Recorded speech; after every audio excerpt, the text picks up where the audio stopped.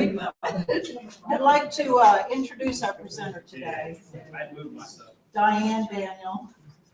She and her husband Russ are both retired from the Wood Products Weyerhaeuser Company. They enjoy living and gardening in Hot Springs Village since their move from Gig Harbor, Washington in 2006. So Diane has always enjoyed working on Master Gardener projects with other Master Gardeners at Garden Gardens and many other projects in and around Hot Springs and Hot Springs Village. She joined Master Gardeners in 2010 and served as president in 2016. She is an organic gardener, has always had a backyard compost pile of various types and sizes. Her commitment to organic gardening has led to her teaching composting classes to new Master Gardeners and community members at various venues. When not busy at home gardening, she and husband Russ enjoy being at her son's organic blueberry and flower farm in Lowell, Arkansas. They also run up and down the highway to visit their 11 grandchildren, Texas, Arkansas, and North Carolina. So, presenting Diane. Thank you. Now, how can I reteach all you Master Gardeners? That's so funny. Well, it's not the most exciting class. It's not as much fun as getting your hands in the dirt and doing shade gardening, color in the garden. So I'm kind of like just the dirt lady. Jody, can you lower that one shade? It's reflecting off that car and it's just really fun. That one's okay. It's just, yeah. It's just hitting me right in the I eye. didn't notice that. Yeah. Oh, okay. There we go. Okay. Oh, that's much better. Much better. I put my sunglasses on. Okay, so the thing about composting is most people think it takes a lot of work and a lot of space, and it's really pretty simple stuff, and Mother Nature does her thing. And I have a little story to tell. The reason why my class is called the Lazy Composter is because my mother once told me that if you want a job to get it done right, and get it done quick, ask a lazy person. And people go, that doesn't make any sense. Well, it does. A lazy person wants to get done really quick and go back to whatever they're doing to being lazy. And they want to get it done right the first time so they don't have to come back and do it again. So if you want something done, it really helps to ask a lazy person. So I am a lazy composter. So this is a compost pile. This is a real lazy composter because they haven't done much in a while. But you can see that they put something makeshift together with some pallets. And in reality, that's pretty much all it takes. Mine is put together with some picket fencing sections from Lowe's, and one side has a little gate on it. And mine is probably half that size. But that is a way to do it, just kind of get everything piled up in there. Okay, so what we're talking about, though, is how to get it started with your kitchen trash. And it's from garbage to garden. It's compost time, and now is the time to get going. So 5 steps to making compost. Collection, and I am an organic gardener, so I will follow back on that, but not everybody has to be. Collecting your organic materials, layering it. Some people call it lasagna composting, where you're putting it in layers. You do need moisture. And you need to turn the material from time to time, meaning you need to get it turned up. Because as you know, you go in your garden and what you want are worms and bugs and stuff. But worms especially. How many times have you gone in your garden and you scooped some stuff and you saw a worm and you went to pick it up or whatever and it went right back down? Because worms don't like the light. They will go under. So turning it keeps the worms and the food going back down to the bottom where the worms will get it. And I do keep mine covered with a black plastic tarp so it doesn't get too wet and it stays dark. Okay, collecting kitchen scraps, and we've got 2 of them today to give away. That's awesome. There's the homemade kind over here with a 5-gallon bucket, and you'll see it's got holes in the top for some ventilation. That works. All of these things work, but it's just doesn't work for you. I can't lift a 5-gallon bucket once it turns, and it's real hard to turn that. I mean, you throw it in, and 2 days later you got it, or a week later you got to turn what's in there. So yes, it does work, but that's pretty difficult. Recycling glass containers, that works. And what you see in that glass container is really what you collect from your kitchen. It's a good way to see this. But within a few days, all that stuff is going to be moldy and mushy and nasty, and I'm not sure how you would turn that. But it is a good way to collect it. So the other one are the store-bought ones. And again, it's a good way to collect it before you get it to the pile out in the backyard. And I like these because they have a filter in the top.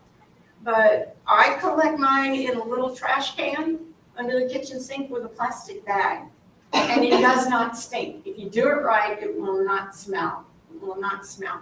But these are nice, and they look real nice on your counter, and nobody will know what's in it, so if they are nice to have. Okay, what items should not go into your compost? Dairy products, that's a no-no. Oils, meat, fish, cleaning sprays. If you use paper towels, paper is a good thing to put in your compost.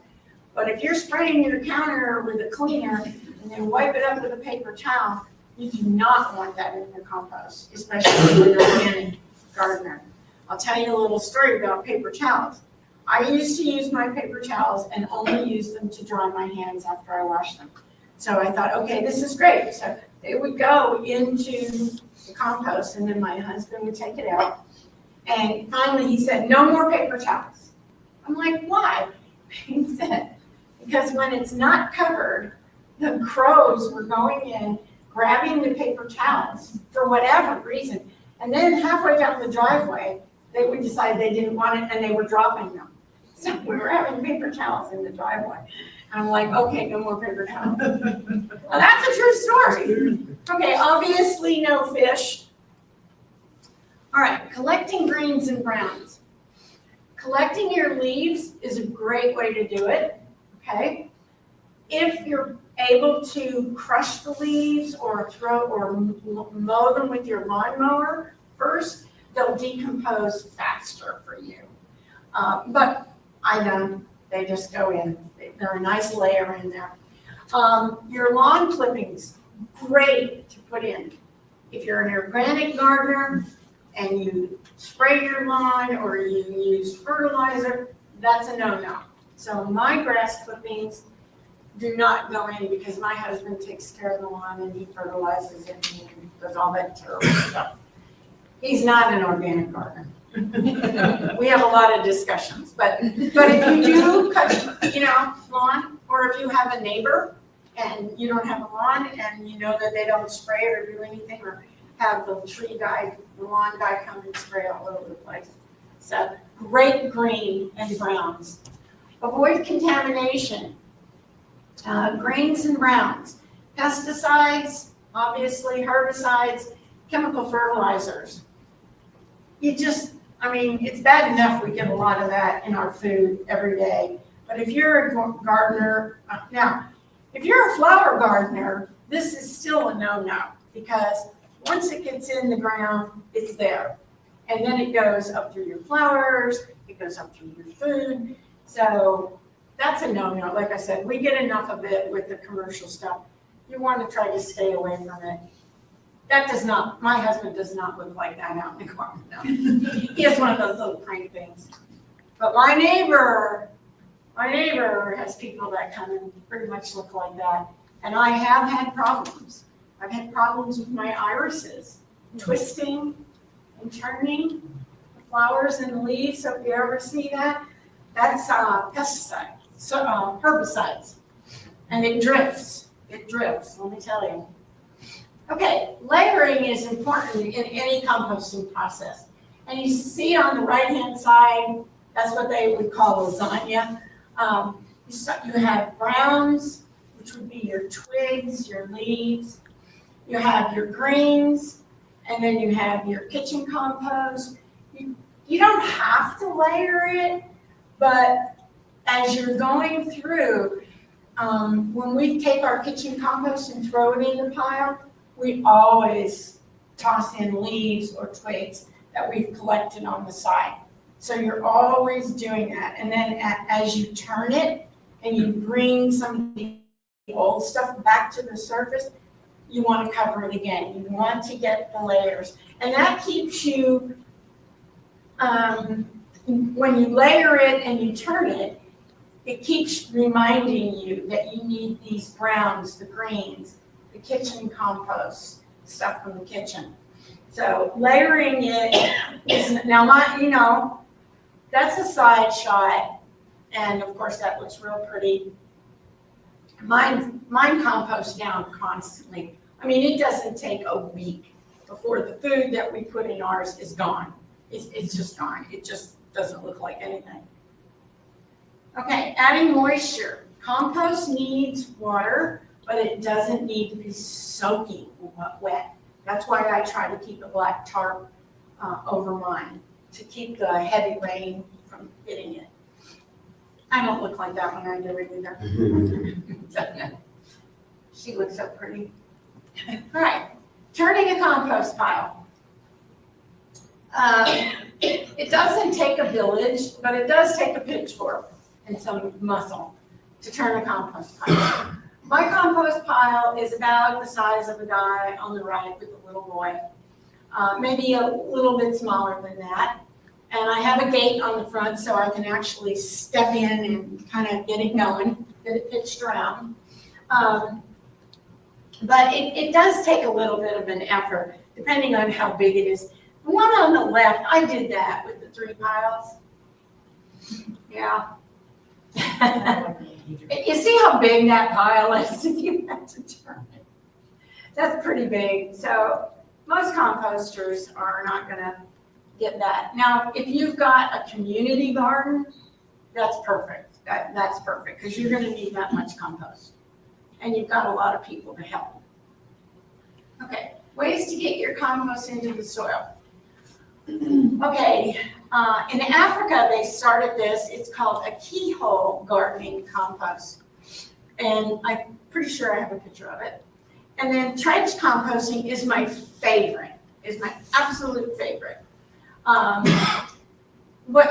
We have vegetable beds, and they're 4 by 10. And what we do is we make a trench right down the middle, about 6 inches, 8 inches deep. We just trench it out. And whenever we take the kitchen compost out, we dump it in the trench and cover it. And then we come down and do the next one. We do them like that. And what that does is it breaks down, it attracts the worms, and then it just leaches out. All of that worm poop leaches out.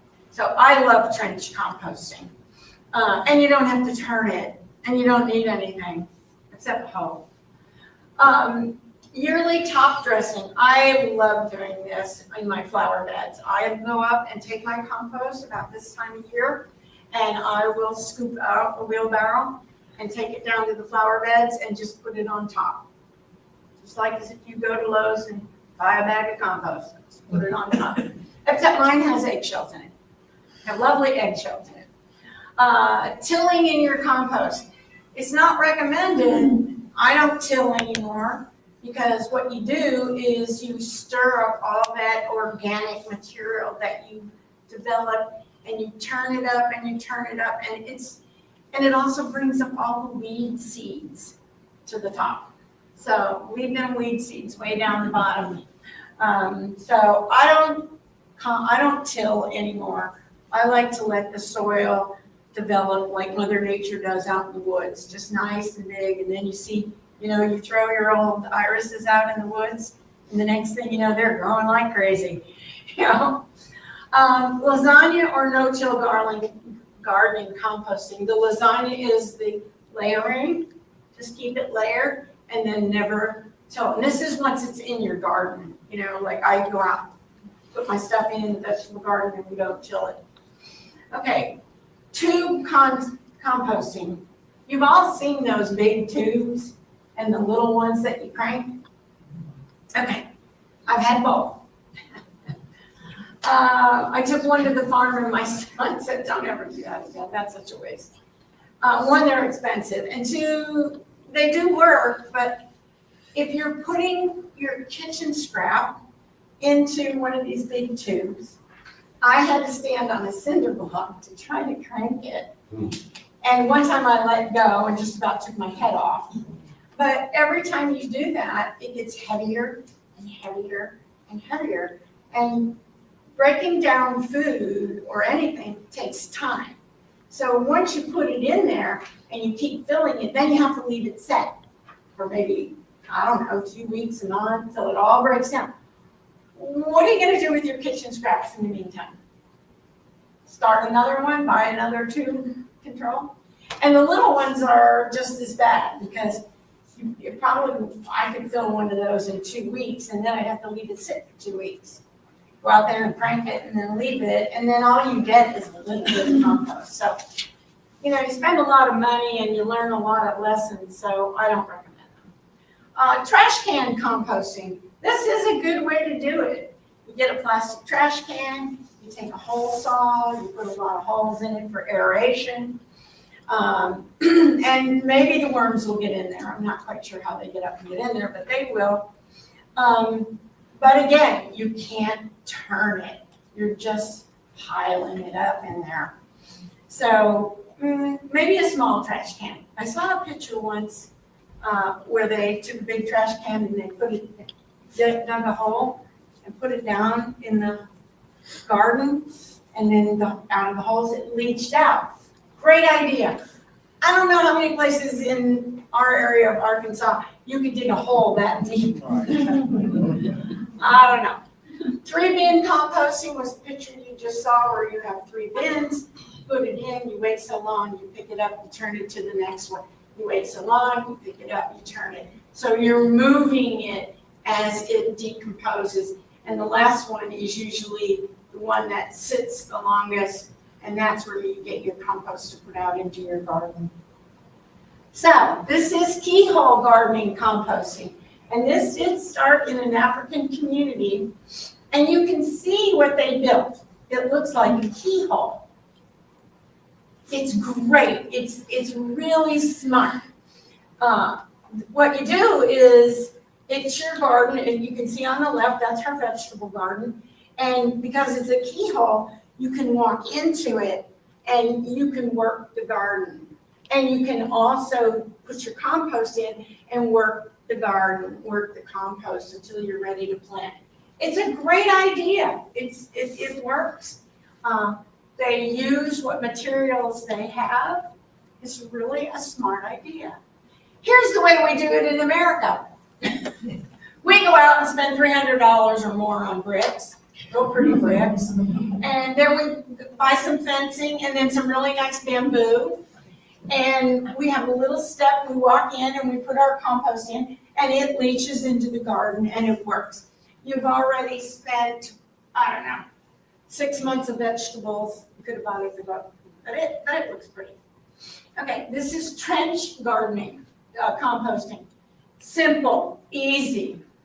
It's real, especially for vegetables. This is vegetable garden. You can do it in your flower bed. You know, make a little trench or a couple little holes, and you can do that. It's not a problem. Now ours is fenced, so we don't have any critters digging in it, but most critters aren't going to want your rotted vegetables. I mean, that's calling it plain and simple. So you can see the way they've done that. Really, we do it. It works real nice. This is top dressing on your flower beds, where you just put your compost, your finished, that's beautiful finished compost. You just, it looks like this particular bed, they put some straw down, which is good, that'll break down. It makes the soil nice and loose. And then just put the compost on top, and that's all I do. I don't bend down and dig holes anymore. Okay, this is tilling your compost. First of all, that guy should not be tilling that close to the roots of that tree. I don't know, that's pretty bad. But you can do that, you can till your compost in, but what you're doing is you're disturbing all the organic combinations and things that are going on in your soil. You're just, and then organically or just the microorganisms have to start all over because you've disturbed them. So I don't know what he's doing. That's a pretty big garden now. Soil looks good. Okay, lasagna, no till. You're just layering it. When you start, you can start with newspaper on the bottom, which will, nice big thick layers of newspaper will keep the weeds down for quite a while. And then you put some compost in and then some wood chips and then, I don't know about the manure. Not quite sure about that. I wouldn't put manure in my compost because I don't know what those cows have been eating. But anyway, that's basically what you're doing is you're layering it in. And then you would just grow on the top. Okay, tube compost. I tried this. I tried everything. Okay. The flower pot on the top is to stop the water from going in, but I'm not sure how you stop the water from going in the rest of the garden. I'm not sure what purpose that is. But you can see they drilled holes in the tube. Put it in the garden, probably have 8 or 9 of them, however big your garden is. And when you bring your kitchen compost out, you just dump it into that hole, into the top, which is perfect. And of course, it'll break down, the worms will get in, and as it leaches, it'll leach out all of that nice organic material into the garden. So that does work. Not real pretty though. It's a pretty gardening. Okay, this is the trash can deal. See the lady with the hole saw over there? And then she's drilled holes all down the side and then buried it. Okay, we don't have to say any more about that. Okay, here's your 3 bin. This is the original way that pretty big sized gardeners would do it. You can see on the left is the first bin, and it's all green and brown. And then as it breaks down at some point, you move it into the second one, and you can see it's partially broken down. It's not as green. You would not add anything to the second bin. You just let it break down. And then as it finishes, you move it over to the third bin where it'll probably sit the longest amount of time, a couple of weeks. And what you have is some really nice compost. And the slats in the boards are, as you add more, you add another slat. You can see the slat leaning in the back of the middle one, so that you can keep making it deeper if you so choose. All right, these are my favorite. I hope nobody in here has stock in these things. The one on the left is like the one I had and got rid of. Yeah, doesn't work. One on the right is not too bad. I don't know. You just have to keep adding to it and turning it, and then you have nowhere to go with your kitchen compost for about 2 weeks. Okay, bottom line, making compost is and can be easy. Composting helps create a home for worms. Composting reduces landfill. Needs to save money. Save money for your community. Compost puts back nutrients that your plants took out last year and need this year. Compost reduces leaching of vital nutrients, which means washing out. And compost is humus. Compost improves water retention in your soil. These are all true. I've been doing it for a long time and it really does work. I have happy worms. Speaking of worms, you can go, if you don't have any worms and you're trying to attract them, you can add night crawlers, the big, thick, heavy worms. or red worms. Red worms are the other one you can buy. They're really good. And they mass produce more worms really quickly. Having worms is good. But I will tell you something else I found out this past year. My husband came in and said, there's something in the compost pile, some kind of bug, and I don't know what it is. You need to go and look at it. I said, okay. So I went up and they were maggots. They were maggots in it. Yeah, everybody goes, whoa, whoa. Well, maggots are, of course, from flies. Somehow, a lot of flies got into my compost and they laid babies and they had maggots. The maggots were eating like crazy in my compost and pooping. So I'm like, let them alone. Let them alone. It's not a problem. Yeah, and we get those little mealy bugs in there too. Pretty much anything in there is eating in addition to your worms. So it's not really a big problem. I have not found a big problem, and I've never had the maggots before, but that's okay. So this is my compost from the video that we used to use. You can see the kitchen compost on the right, and you can see the end product. So I gave you a handout. Chris, let me see yours. Okay, so we'll go over this a little bit. So this is the brown, which you add to your compost, and these are the things that you can actually add. And I hardly have trash going out to the landfill. Between recycling and composting, I mean, we just have very little. And unfortunately, a lot of it is plastic that's not recyclable at all. But you can see down in the list, if you see something on this list and you think that's kind of strange, you can put pine cones in, but it takes forever. You can put pine needles in, but if you're gonna put this compost on top of something that does not like a lot of acidity, then don't. I mean, I do not try to put pine needles in mine, and it helps keeping it covered that it doesn't fall in. Cardboard pizza boxes. Okay, that is called a contaminant cardboard. If it doesn't have a lot of cheese stuck on it, you could tear it apart. Worms have very tiny, tiny teeth. So if you put the whole cardboard box in there, it's gonna take a while for them to eat. So, you know, you have to tear it up and the whole 9 yards. Straw, hay, any kind of mulch that you've got, pet fur, it's organic, toss it in there. Human hair, it says on here, cut it into pieces. I don't have to cut one. I've already cut. Chicken and rabbit poop. Now, I don't do that, but that is a great fertilizer.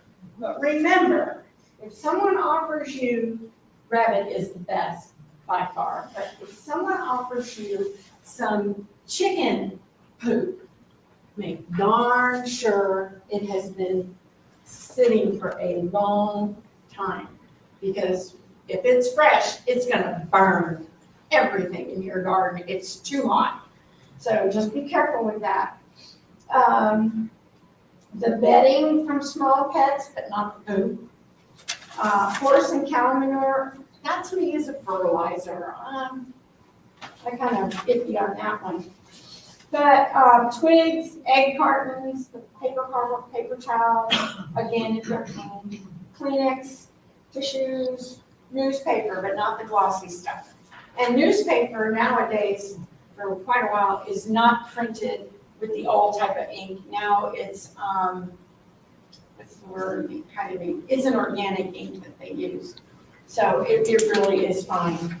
Okay, on the other side, greens to add to your compost. Oh my gosh, this is like everything. I have this in all of mine, especially loose tea bags. Even the paper that's wrapped around my tea bags goes in. I have tons of those. Grass clippings if they're not sprayed. I don't put weeds in mine. I'm sorry. They go in a pile out on the other side and they just do their thing. I don't want weeds because eventually they probably have spores or seeds at some point and you're gonna be pulling them out of your compost. The Halloween pumpkins, two things worms love to eat: banana peels and pumpkin shells. They love them. Cooked plain rice, I do not put pasta in mine. Corn cobs are there for years. You'll turn them into that and peach pits. Yeah. Coffee grounds is wonderful. I do not put milk in mine. Some of these lists contradict one another, so I'll just give you my opinion. One list, compost with caution. Onion and garlic peels, you can put them in, but they take forever. They take just forever. Everything else is decomposed, and there's your onion seals still sitting there. Paper cardboard, as long as the cardboard is shredded and it'll compost down, just don't throw it in. Sawdust is great. Dryer lint, perfect. Throw in there. That's just fibers from your clothes, which is wood. Bread and baked goods. Modern day bread is made to last months before it goes moldy, which means it will take a longer time to break down. We never have any leftover bread or baked goods. No, we eat them. Contents of your vacuum cleaner. Mine always goes in. It's just dust, dirt from your shoes. I mean, it's perfect. And it's just one less thing in the garbage. And your yard waste. Perfectly safe to add your compost pile, but if you've sprayed your lawn and your garden with harmful chemicals, it's best to keep them away from the compost. Okay, the last one is things you should not put in the compost. Dog, any kind of pet food. Meat or bones. The reason for meat and bones, it will attract animals into your compost pile, especially those skunks and varmints. They'll be attracted to it. And the neighborhood dogs, if they smell that stuff. Dairy will also cause sticky compost as well as attract animals. Oils, since oils are shelf stable for years, they won't break down, so you don't want anything with oils on it. Leftovers are usually consisted of meat, dairy, and oils, so it isn't a good idea to throw them in your compost. So that means after dinner of lasagna or meatloaf, mashed potatoes and gravy, you don't want to put that in your kitchen compost.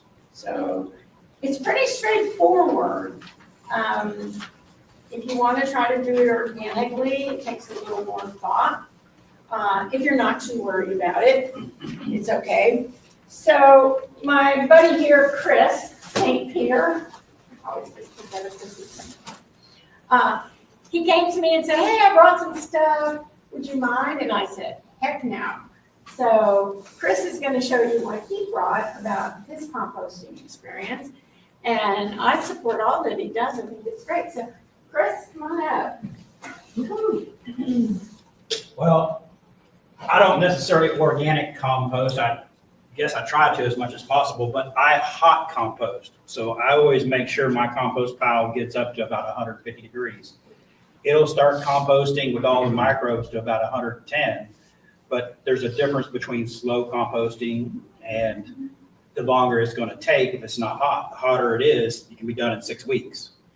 The more that you layer stuff and you get air into it, the faster it's going to compose down. My compost pile is as big as this stage going to the ceiling. I bought a tractor 15 years ago, and so no more shovel for me. I'm getting older.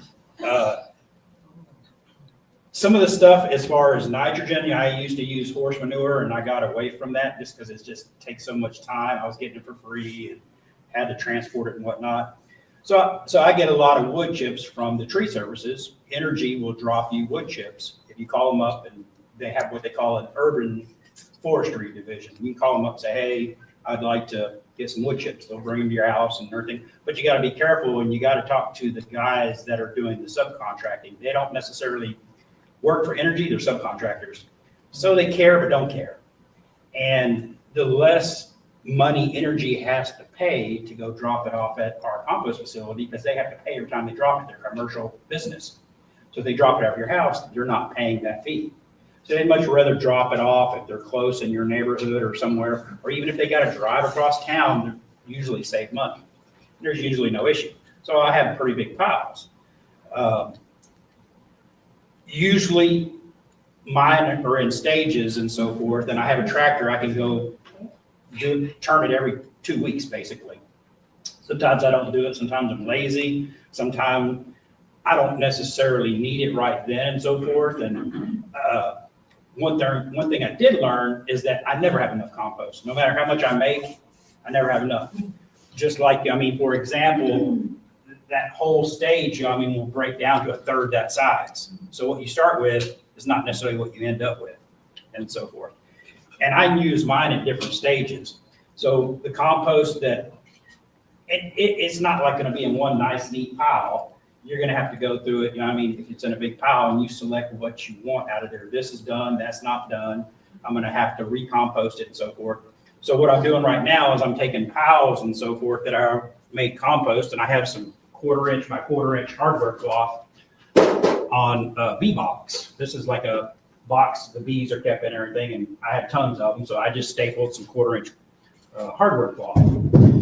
And I can shake this, I can move it with my hand, it'll fall through and it'll be the size that I want for all my seedlings or plants or whatever and so forth. And I can take whatever's big and throw it back in the compost pile. And most of the time it's just wood byproduct. So I can even use it as just wood mulch to put on top of the ground where my plants are so the sun doesn't beat it up, the moisture doesn't evaporate and so forth. So there's several different ways you can use this. And this is another thing that I found. I really don't use this because it's just too small, but it's nice, to use as a scoop or whatever. I use usually a feeder from Tractor Supply. You can see there's concrete on it. I use it for everything. I got a bunch of these, and that's what I normally use. But I found this online, and I don't necessarily like it, but I bought it and so forth. But you can use it to scoop out little rocks out of your soil and shake it, and everything will fall through. That's just 1/4 inch size and so forth. And you'll have a pile that you want to get rid of. You just toss it somewhere and so forth. As far as having a lot of carbon, like with the wood chips, in order to get the microbes started, and there's always microbes in everything. And if you've got a compost pile already, you already have it. You just throw some of that compost you've already made back into those wood chips. This molasses, which is a unsulfured molasses, that's what you want. You want a blackstrap molasses or unsulfured. The sulfur is like a stabilizer or whatever. It inhibits kind of the growth or whatever. So that's why you don't want the sulfur. So this will help the microbes grow. It gives it a sugar and so forth. And I don't use it straight. I use probably 2 teaspoons to about a gallon and so forth. So I'll put 10 teaspoons probably in a 5-gallon bucket and then go drench it and so forth. If you just pour this in the pile, it's not going to be spread out and mixed in properly and so forth. And you can use synthetic fertilizer. This is a 20-00. It's just straight up urea fertilizer.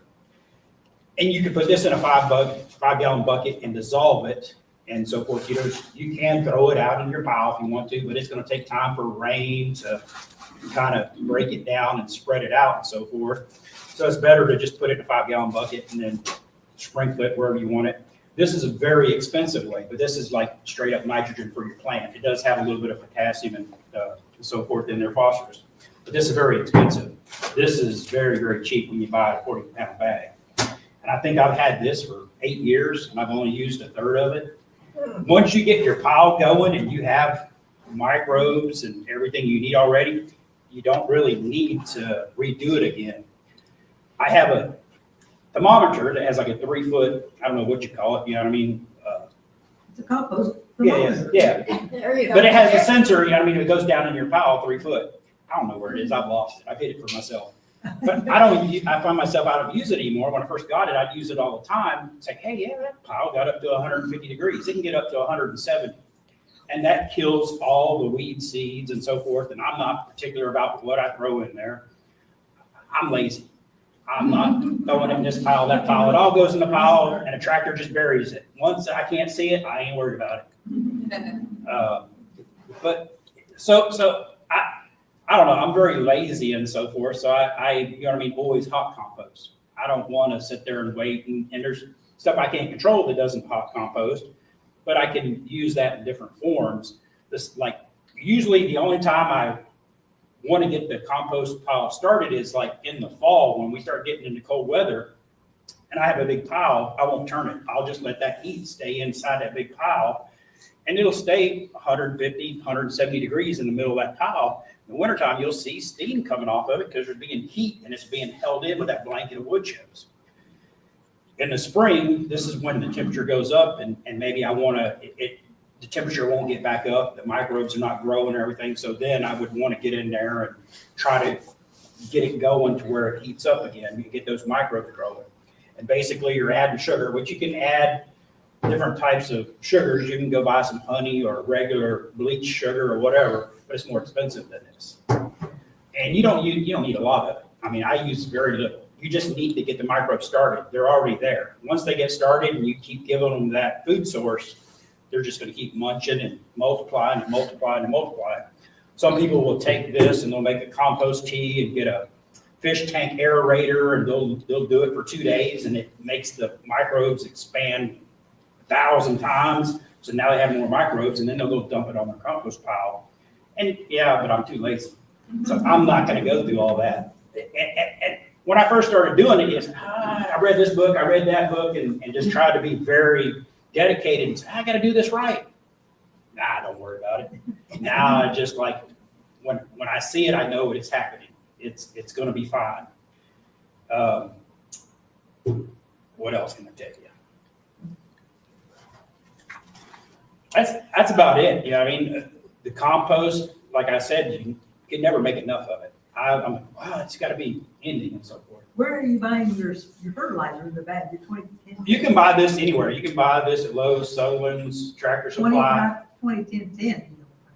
Everywhere. It's there. 2010? It's not 1010. This is 2000 because all you need is the nitrogen. You already have all that phosphorus and potassium in your stuff you're mixing in. You're not going to find that at Lowe's. 2010?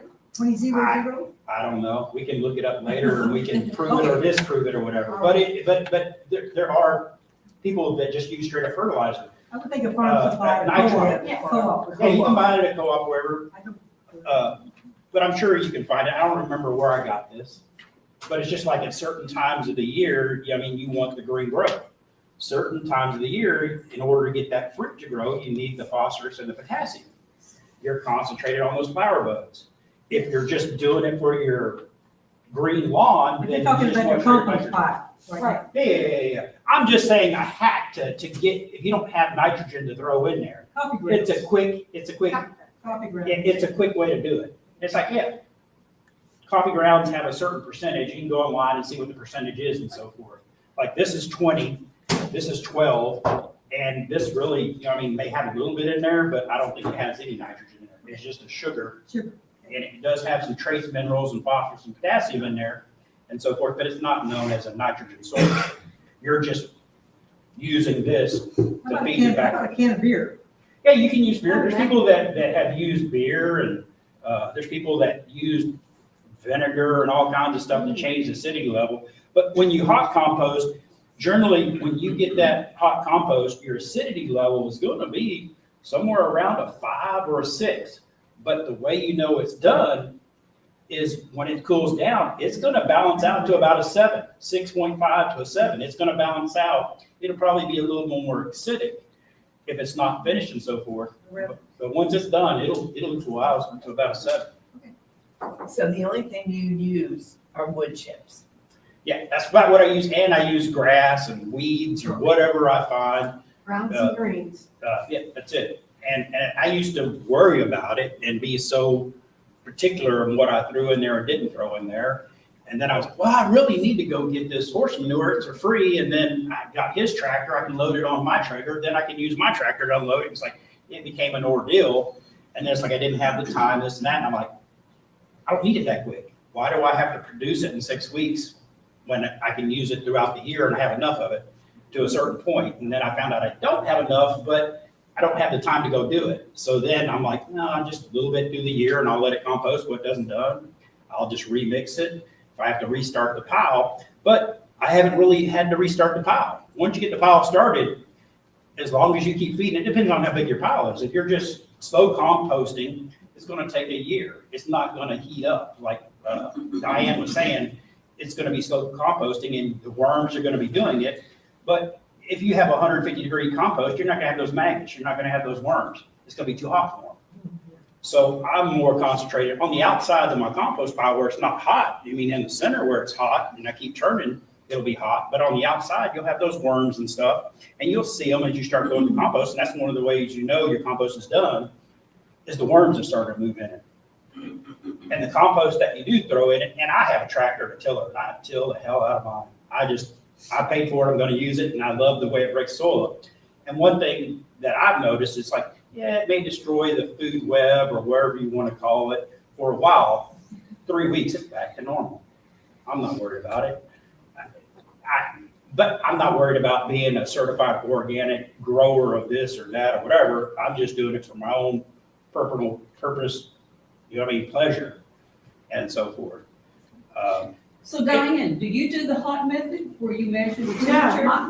No. You just, I how long just does it let take it to do do its thing. I let it do its thing. I mean, it gets hot. If it doesn't get hot, it's not gonna decompose down. Do you measure the temperature? No.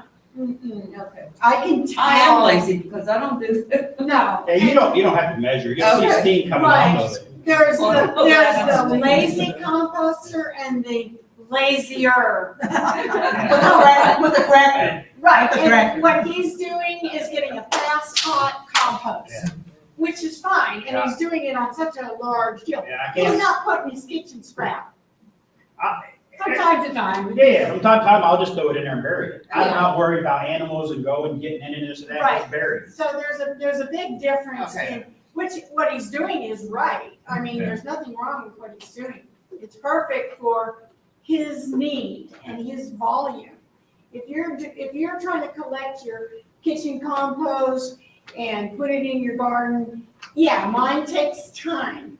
And then at some point, probably about now, I will stop because I only have one pile. I will stop, and everything in my pile now is pretty much done. It's pretty much cooked and eaten up, and now I'll take it out and put it in the garden. So I may stop, if I'm ready that I need compost, I'll stop so I can leave what I have finished cooking. Might take a week or two at the most. And then I'll take it out and I'll use it, and then I'll start over. So that's the difference of what we're doing. Yeah. But we both end up with the same thing. So you're looking at volume and the amount of time and consciousness. He's not worried about the animals getting in it or this, that, or other thing. So Okay, so you said you cover yours. I throw a black tarp over mine to keep the heat in Okay. because my pile is too small. Yeah, and that's one thing is like during the summertime, I mean, it's gotta have the right moisture content, and I don't throw a tarp over mine. A lot of the water will shed off and run straight through to the ground and so forth, but that wood will soak up the moisture, and during the summer, it will get hot, so I have to drag a hose Yeah. out there and And water hose it things. down. Right, I've been doing that. Okay, what if your compost has mosquitoes when you're turning it? Has what in it? Mosquitoes. Shouldn't have mosquitoes. I don't ever have Mine do. I've turned it and I think I've probably got too much moisture in the bottom of it, and that's, Yeah, it would have to be like liquid for those Yeah, mosquitoes. puddles of Yeah. water for mosquitoes. well, it's not puddles, but If it's really, really soggy wet, then yeah, it's not getting any kind of drainage out of it. so I need to let it dry out more. Well, now the spring and the rains are coming, probably, do you have compost ready to use? No. Okay, so probably when you finally are able to use that and you start over, I would make sure you have a good base of leaves and wood chips, so that as you keep adding to it, you've got some better drainage. I need to add more leaves in that That's what I was. instead of just the kitchen waste stuff going on there. Yeah, and you know, if you're composting in an area that doesn't have good drainage, like mine's up on top of a hill in my garden, so everything runs down. Mine's in a container. Well, and the thing about hot composting is that you need a certain amount. Generally, you know what I mean, it's 5 foot by 5 foot, 3 foot high to get that to compost hot and stay warm and so forth. If you have a small pile, it ain't gonna be 150 degrees. Mine's about the size of, probably 3 by 5, you know, and it probably gets at least thigh high, you know, and we keep breaking it down, so, yeah. With the hot composting, are you ever nervous about it spontaneously combusting? No, that means you have too much nitrogen. Like, Okay. you'll see, what's the place out in the village that, as you're going in the back, that has the sell all the dirt and rocks and everything? As a Minutes? Can't remember the name. Park Avenue materials. Park Avenue Yeah, Where you material. see it steaming. Now, they get stuff from the horse track, and you can call the horse track, they'll deliver you hay, but it has high nitrogen where the horses pee in there. And And so they basically didn't turn it, didn't mix it, didn't get the water mixture right, and it has caught fire. The fire department has to come out there and put it out. Yeah, So- that's a So, big. but that's just straw, that's a That's- fire waiting, and it has high nitrogen. So Yeah. they didn't know what they were getting, they're like, hey, this is free money, we're gonna Yeah. sell it to the village people. And so forth, and they have that creek back there, and you have everything you need to mix with it and everything, you have all the expensive tractors and everything you need, but they didn't know, they're like, oh, we just sell stuff. Yeah. They didn't really investigate and say, hey, this is what we need to do to make our own compost. It's a good idea for us to have another revenue stream and so forth. But that's what happened is that, you know what I mean, basically you can go pee in your compost pile and that can be nitrogen. But those horses, and that's what they do, is they change that bedding every day. I mean, these horses are worth millions of dollars. I mean, they don't care if they spend $1 million in feed and bedding a year, if they're making a couple $1 million off the horses. I had a friend a long time ago that would ship frozen horse semen across the world. I mean, it is crazy business. And you can see how many people come to town and just, I call it blow your money and so forth. I've been to the horse track one time. I work too hard for my money. But anyway, But yeah, that's what happens with that, why it catches fire. so there's 2 different ways, you know, you can see, they both work.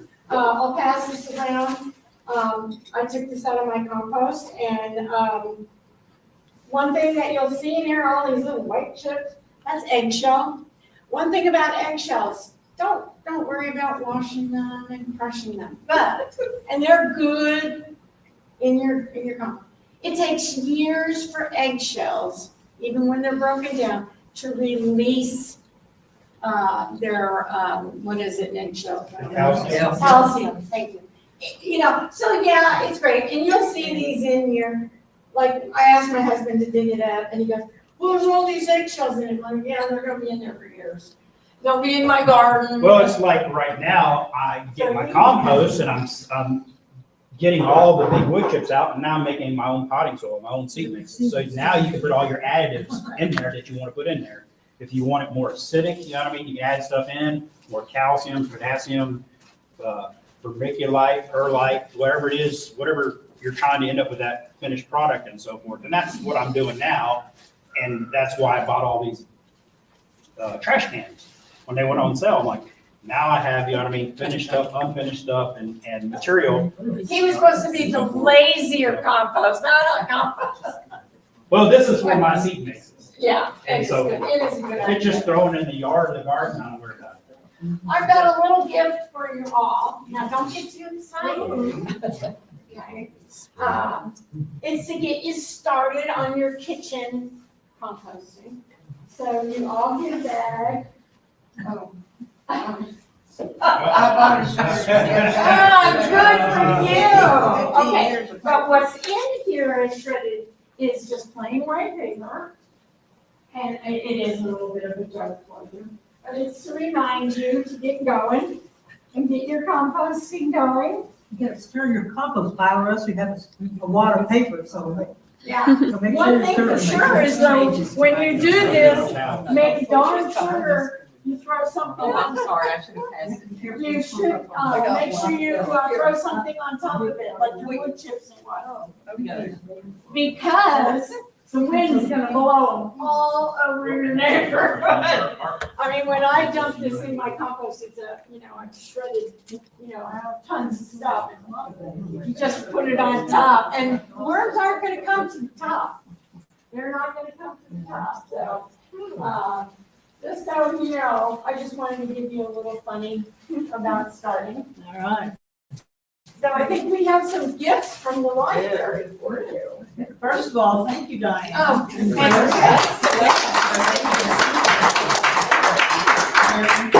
Very impromptu, very. Oh, no, that's great. I'm glad he was here. Diane, would you please do the Oh, honors? sure. Glad to. How many gifts do we have? Two. How many do we have? Two. Two, okay. These are great. All right, the first, I'll give you the last three digits. 733. All right. Very good. Chris, I hope you don't have a ticket because you don't need one of these little composts. No? All right, 735. Oh, that's fine. All right, great, there you go. Well, super, well, thank you all for coming. Thank you all for coming. We'll have another Know It You Grow program. I have my dates. Jody, what is the dates? of the next program? Awesome, that's nice. 8:30. I didn't ask if anybody else had any other questions. Our next Know It You Grow it May the 30th, so we're not having one in April. And it'll be on herbs. Who is it? The person? Ramona's Our herb specialist, right. And don't forget our plant sales. No, the plant sale is gonna be April. April the 25th, right. All right, thank you all.